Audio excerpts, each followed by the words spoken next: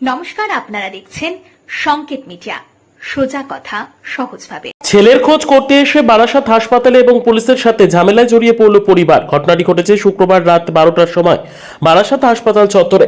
পরিবার সূত্রে জানা যায়, হলদিরামে বাসের থেকে পড়ে গিয়ে দুর্ঘটনার সম্মুখীন হয় তাদের ছেলে। সেখান থেকে কর্তব্যরত পুলিশেরা তুলে নিয়ে তাকে বারাসাত জেলা হাসপাতালের উদ্দেশ্যে রওনা দেয়। পরবর্তীতে ছেলে বাড়ি না ফেরায় পরিবারের লোকজন খোঁজাখুঁজির পর জানতে পারে ছেলের অ্যাক্সিডেন্ট হয়েছে। পুলিশ তাকে উদ্ধার করে বারাসাত হাসপাতালের উদ্দেশ্যে নিয়ে গিয়েছে। এরপরই খোঁজাখুঁজি করে বারাসাত জেলা হাসপাতালে এসে পরিবার পৌঁছলে রীতিমতন হাসপাতাল কর্তৃপক্ষ এবং পুলিশের সঙ্গে ঝামেলায় জড়িয়ে পড়েন পরিবারের লোকজন। অভিযোগ, পুলিশ এবং হাসপাতালের তরফ থেকে তাদেরকে কোনো কিছু জানানো হয়নি।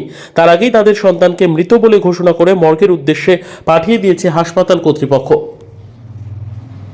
দেখুন, কেন করেছে সেটা আমি বলতে পারবো। আমরা খবর পেয়ে কি হয়েছিল সেটা আগে বলুন। হয়েছিল, আমরা যেটা টেলিফোনে খবর পাই, ওকে আমার মেয়ে জানায়, নাতি তো, ওর মেয়ে জানায় যে ওর অ্যাক্সিডেন্ট হয়েছে। কোথায় হয়েছে না, হলদিরাম ভিআইপি সংযোগস্থলে হয়েছে।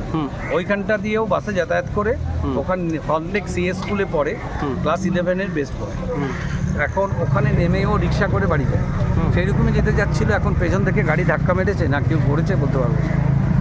কেউ ইচ্ছে করে করেছে, তাও হতে পারে, নাও হতে পারে, দেখিনি তো বলতে পারবো না। রিক্সাওয়ালা গিয়ে খবর দেয়, দ্বিতীয় পুলিশ কোনো খবর দেয়নি। আইডেন্টিটি কার্ড সঙ্গেই ছিল। পুলিশের উচিত হচ্ছে বাবা মাকে প্রথমে খবর দেয়, যে কোন থানার কোন পুলিশ সেটা আমরা জানি না এখন। দ্বিতীয়ত হচ্ছে যে তারপর আমরা গিয়ে জিজ্ঞেস করলাম স্পটে, ঘন্টাখানেক বাদে তখন বললো যে আমরা জানি না কিছু। তারপর খবর নিয়ে বারাসাত হসপিটালে যান।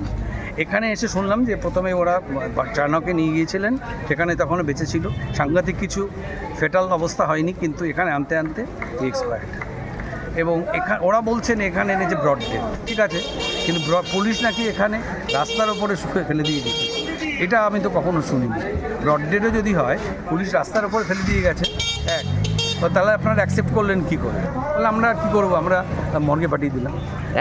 একটা বিষয় যেটা এখান থেকে গোটা ঘটনার থেকে উঠে আসছে, যে এরকমভাবে একটা নৃশংসভাবে একটা অ্যাক্সিডেন্টের ঘটনা, এবং তারপরে সেখান থেকে দাঁড়িয়ে আপনারা বলছেন পুলিশের অর্থাৎ পুলিশের কাছে অভিযোগ, তারপরে এখানে হাসপাতালে এসে একটা বিশৃঙ্খলা সৃষ্টি হয়েছে, ঠিক আছে, এবং হাসপাতালের থেকে কি কোনো সদুত্তর পেলেন না আপনারা?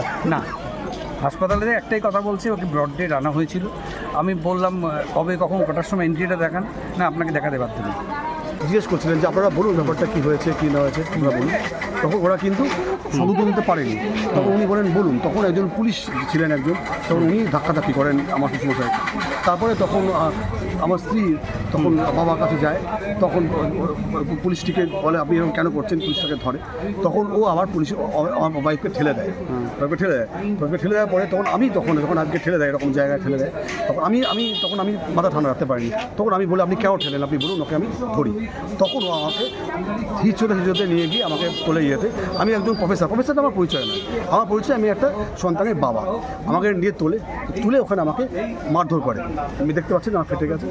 তা আমি বুঝিয়ে কথা বলতে পারছি না, বুঝতেই পারছি। এটাই আমার বলার। এগুলো কেন? Subscribe our channel. Press the bell icon.